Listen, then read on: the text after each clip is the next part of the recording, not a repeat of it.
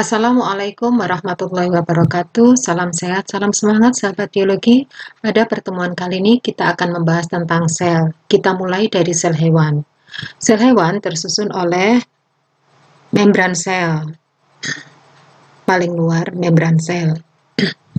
Ini adalah nukleus atau inti, dilindungi oleh membran luar dan membran dalam. Ini anak inti atau nukleolus.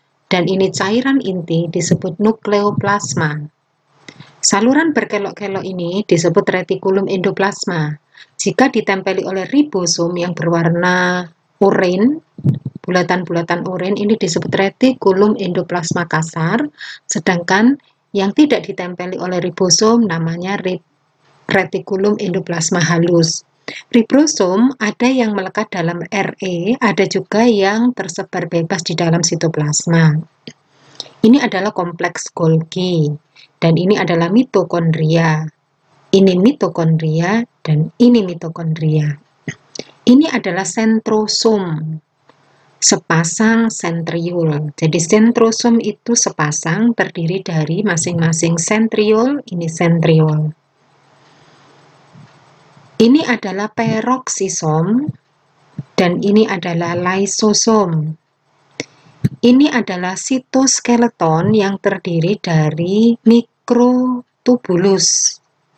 Mikrotubulus yang besar, sedangkan yang kecil-kecil ini, serat-serat kecil ini disebut mikrofilamen. Ini adalah flagel dan ini mikrofili. Kita lanjut dengan sel tumbuhan.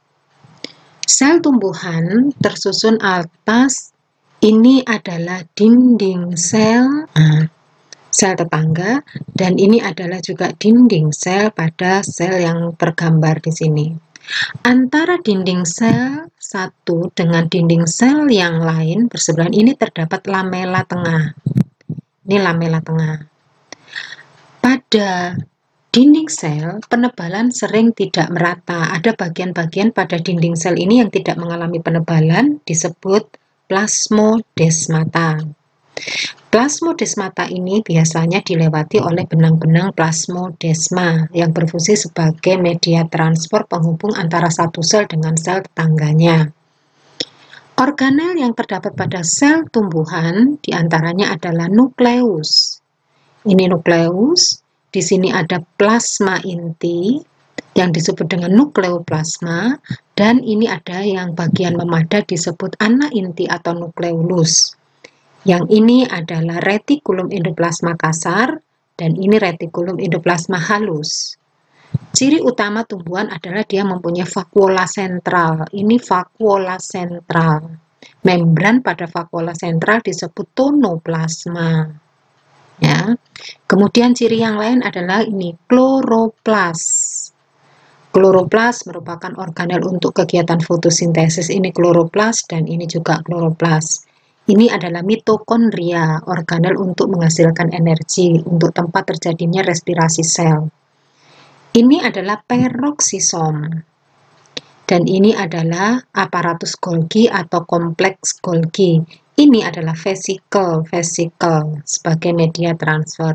Dan ini adalah sentrosom, berperan dalam proses pembelahan sel. Cairan yang ada di dalam sel itu disebut dengan sitoplasma. Sitoplasma atau cairan sel lengkap dengan organel-organelnya ini disebut protoplasma. Demikian tadi penjelasan tentang identifikasi organel sel. Selamat belajar.